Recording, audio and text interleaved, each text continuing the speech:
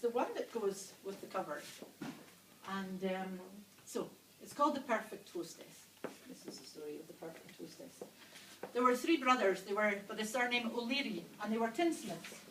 And their hunting ground was usually round about Kiltyclocker, and they had lots and lots of customers around the townlands there where they sold their pots and pans.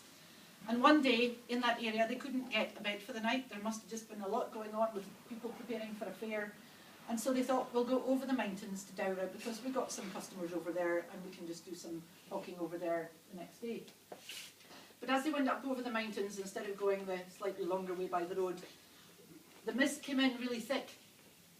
And the 3 O'Leary brothers just knew that if they just took a wrong step off the path, they'd be in a bog hole before they knew it. So they thought they better find a place for the night.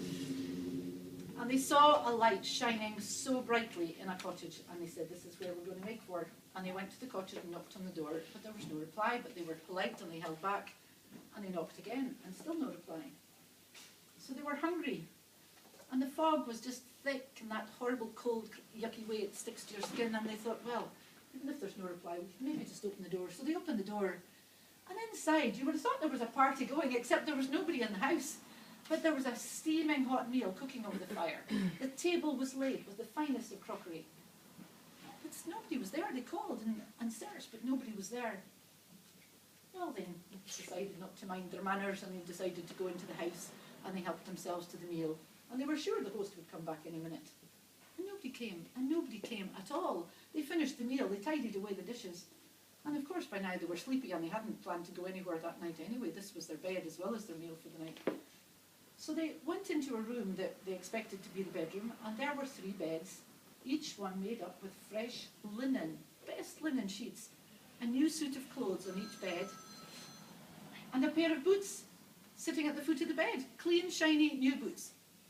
So they went, okay then, we'll just stay. So they stayed the night. And when they got up, they hadn't heard a thing. They'd slept as well as they'd slept for months. And there was breakfast waiting for them on the fire and new plates at the table. It was all a bit strange. They hadn't heard anything. So anyway, they helped themselves again, kept thinking, well, okay, somebody's going to show up. But nobody showed up that day, or the next day, or the next week, or the next month, because the hospitality was so good that they just hung around, you know, they no hurry to go anywhere. There were 3 horses in the stable. They would get on the horses and they'd ride around, always keeping the cottage within the horizon, and then they'd come back again and there'd be another meal. And there was a fine, healthy cow who gave them sumptuous quantities of milk in between for a bit of an elevenses in the afternoon, in the morning and the afternoon.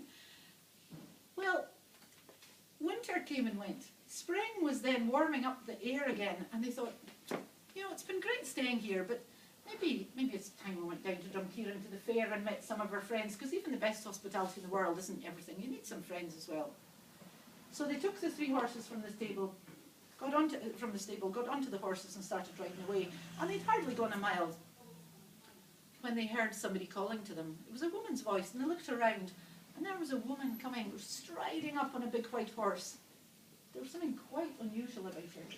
She had a golden crown on her head and golden shoes on her feet. And when she came level with the 3 men, she said, where are you going with my horses? And they said, oh, are they yours? Yes, indeed, they're mine, and they're my best horses for my stable. And they looked at her, and they said, are you the owner of that cottage? Yes, indeed I am, and haven't you enjoyed all my hospitality? Well, of course we have, they said, but we would have liked to have thanked you for it many a long day ago. But we just thought we were going to Drumkeeran now, and they told her why they were setting off. And she said, well, off you go. And it's been a delight to have you in my house, but I'd like to have the horses back. So they got off the horses. Now, in some stories, the fairy curse you for maybe crossing their path in a way that they're not pleased about, but this story ends quite differently. She gave to each of the brothers a gift. To one brother, she gave a purse of silver coins that would never empty. To the second brother, she gave a fife that he could play a tune, and every time he played any combination of notes, a fairy host would appear and grant him whatever he wished for. And to the third, she gave a cloak that would keep him warm, but he also would be able to be wherever he wanted to be, and to have whatever he wanted to have whenever he put on that cloak. And so, the strange, anonymous fairy hostess rode back to her place, over the place, beyond. The 3 O'Leary brothers went down to Drumkeeran, but they had no need for trading anymore. You know, they were rich in many other ways. And it's said that they left Leitrim, they went over to Scotland and they settled down on the west coast of Scotland, and they didn't want for anything to the ends of their days. But the story was still told about the three O'Leary brothers, and that's a story in my book that I've called The Perfect Hostess.